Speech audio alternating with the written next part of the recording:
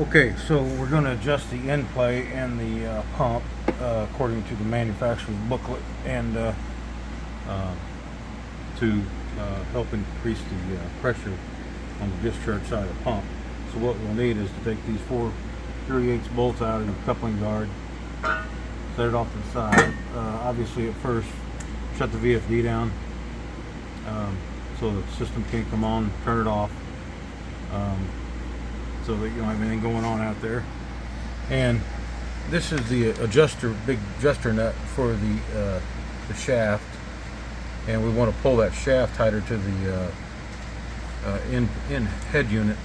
So if you'll notice, there's an Allen screw right here, and this square has a little notch in it, and there's another Allen screw right below it, 180 degrees out. And so what I did is, there's a notch right here also in the casting.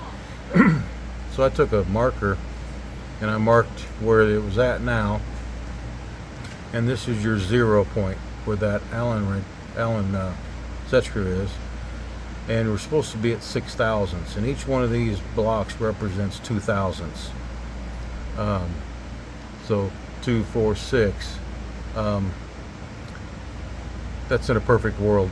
So I don't know where yours is at in reference to 0 and this line, but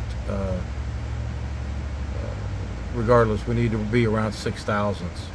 So take a coupling guard off, take an 1/8 inch Allen wrench and back out these set screws about 1 turn.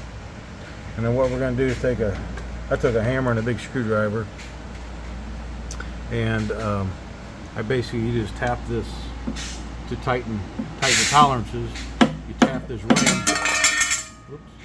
Tap this ring.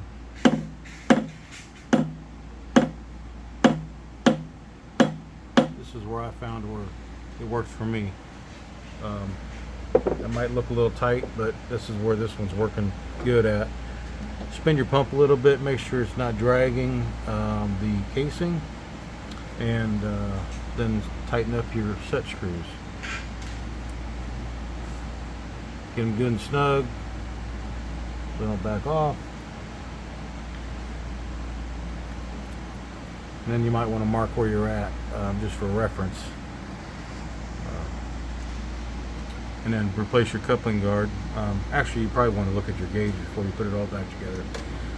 So let's go to the bypass adjustment on the end, and make sure that's adjusted correctly, and take the big acorn nut off. Probably have to take a big wrench and pop it loose. This is a 1/2 inch